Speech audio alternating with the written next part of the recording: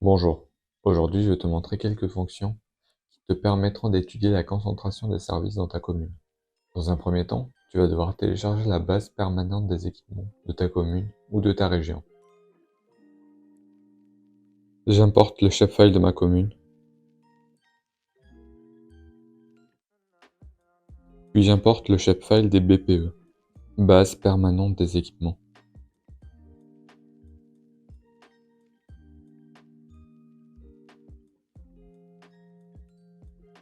Je vais couper le calque des BPE par rapport à ma commune.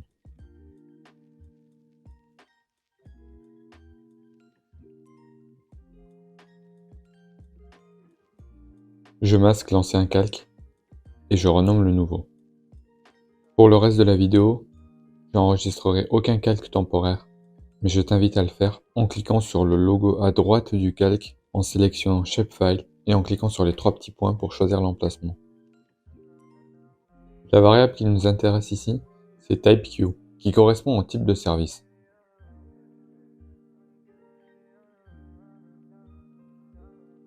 Dans le dossier BPE, apparaît un document PDF dans lequel est écrit à quoi correspond chaque code TypeQ. Je vais créer 3 types de services qui vont être liés à la consommation et à l'alimentation, à la santé et à l'éducation. Libre à vous de choisir les services par catégorie, tout dépend de vos envies et de votre commune. Dans mon cas, pour l'alimentation, je choisis ces variables suivantes. De retour dans QGIS, c'est avec la fonction sélection par expression que je vais pouvoir sélectionner les différentes valeurs que je veux et créer un calque les regroupant. Et pour ce faire, je dois écrire le nom de la variable, égal, et le nom de la valeur. Ajouter OR si je veux faire une sélection multiple. La syntaxe est très importante. Il ne faut pas oublier les apostrophes, les guillemets, le symbole égal ou le mot OR. Je vous conseille de cliquer directement sur les valeurs et les variables pour avoir les guillemets et les apostrophes automatiquement. Je clique sur sélectionner les entités et j'enregistre mon nouveau calque.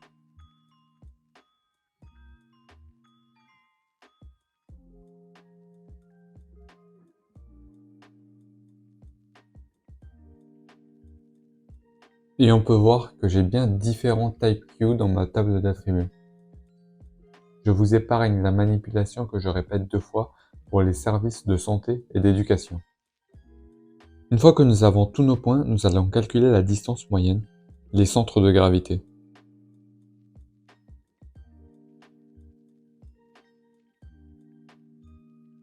Si j'ai bien mémorisé l'ordre de mes calques à gauche, je peux enchaîner les 3 opérations sans quitter la fenêtre.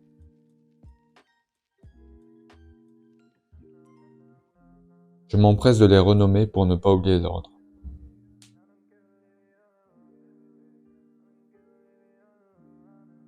Une fois renommé, je passe à la symbologie.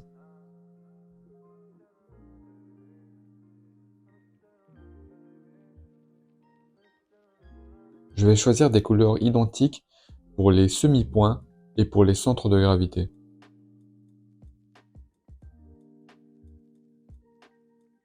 Cela est possible avec l'onglet historique de couleurs dans la symbologie.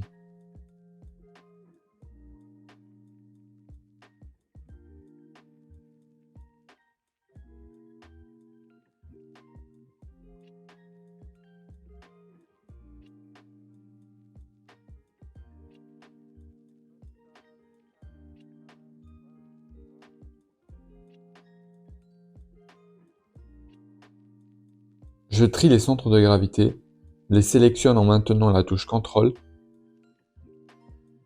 pour les regrouper.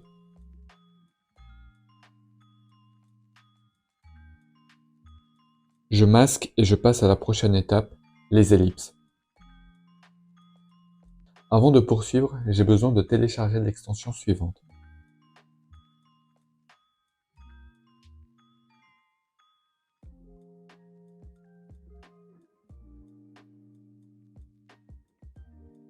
Une fois l'extension téléchargée, je clique sur l'ellipse à droite, je sélectionne mon calque et j'exécute. Je répète la manipulation 2 fois de plus. À nouveau, je trie, je sélectionne et je regroupe.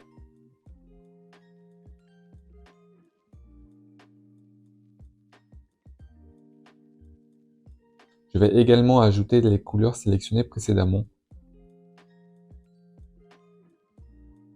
mais uniquement pour le trait de mon ellipse en supprimant le remplissage.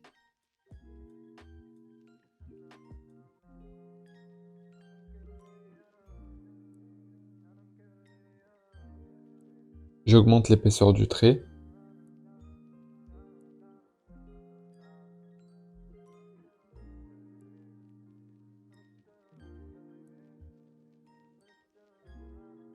J'affiche les centres de gravité, que je grossis également.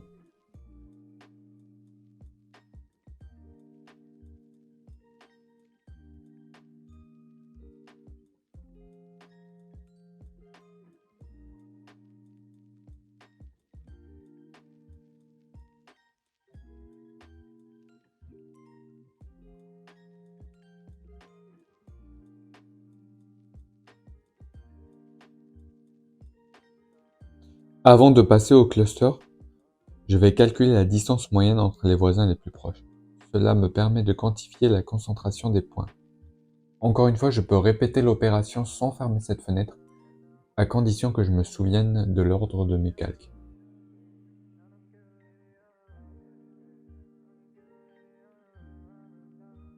Ensuite, je clique sur les fenêtres qui viennent d'apparaître. Je copie ce texte sur Word.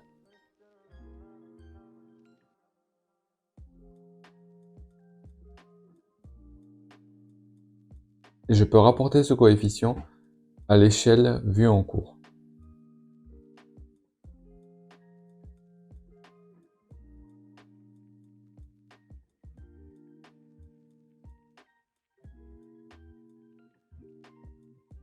Ces fenêtres sont temporaires et disparaîtront à la fermeture du fichier QGIS, d'où l'importance de sauvegarder ces données dans un logiciel de traitement de texte par exemple. Passons au cluster. Je vais vous montrer 3 manières différentes pour cartographier les clusters de votre commune avec un partitionnement K-moyenne, DBSCAN et une représentation selon une grille.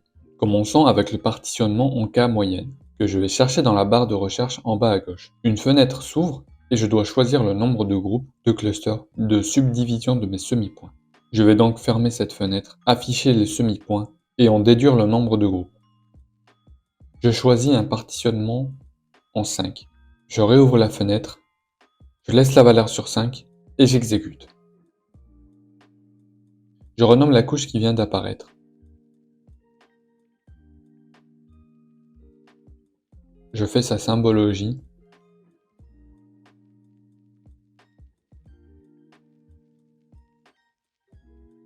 Je supprime le dernier point, et voilà, un partitionnement K-moyenne en 5 groupes.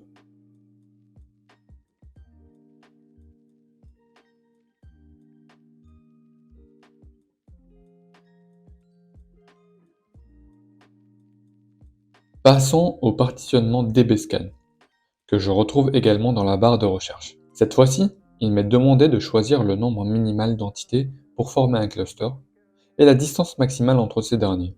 Encore une fois, il est préférable de fermer cette fenêtre et d'étudier chacun des cas pour avoir le partitionnement le plus idéal possible. Pour ce calque, je vais partir sur un minimum de 5 entités pour former un cluster. Maintenant, je vais devoir déterminer la distance maximale. Je vais utiliser l'outil de mesure situé dans la barre en haut à droite. Je clique gauche sur le premier point et je déplace ma souris pour mesurer la distance qui apparaît instantanément dans la fenêtre à droite. Je vais mesurer quelques points qui selon moi correspondent à une limite entre deux points d'un même groupe. Clic droit pour annuler la sélection.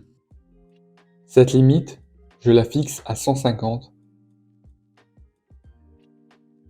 Je réouvre la fenêtre partitionnement DBSCAN. Je laisse le nombre sur 5 et j'augmente la distance à 150. J'exécute et je change la représentation en catégorie.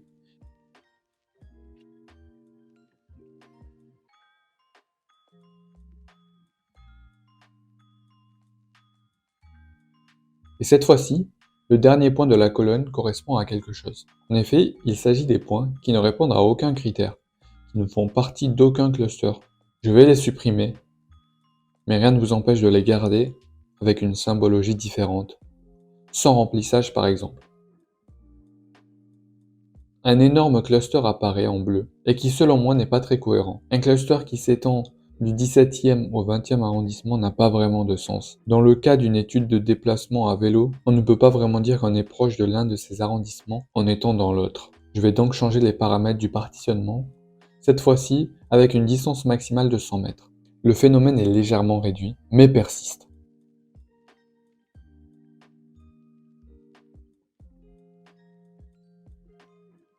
Cette fois-ci, c'est le nombre minimal d'entités que je vais changer, que je vais mettre à 10, en gardant une distance maximale de 100 mètres.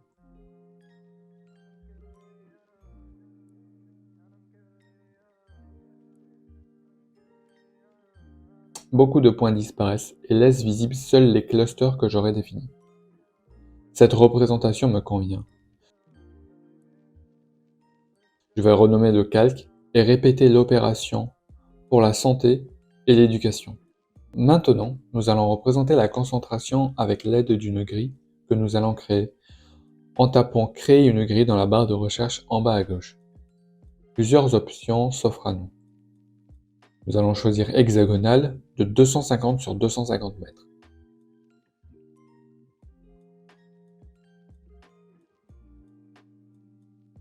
Cliquez sur le logo avec le curseur pour choisir l'emprise actuelle de notre écran et ne pas générer une grille trop grande. J'exécute, je ferme. Je vais couper la grille avec le SHP de ma commune.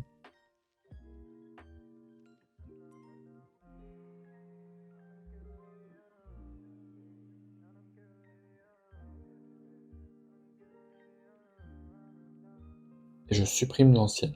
Je vais compter le nombre de semi-points présents dans chacun des polygones.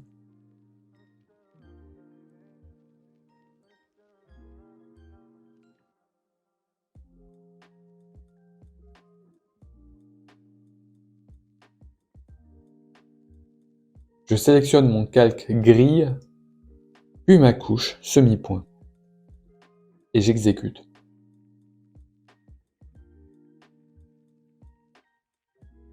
En passant à la symbologie graduée et non pas catégorisée bien sûr, je vais pouvoir représenter la concentration de mes points, en fonction d'une couleur.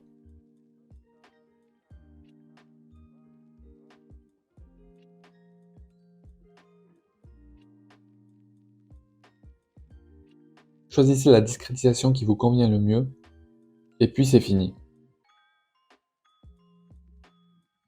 N'oubliez pas d'enregistrer tous vos calques temporaires en sélectionnant l'option ESRI-SHP et en choisissant l'emplacement du fichier.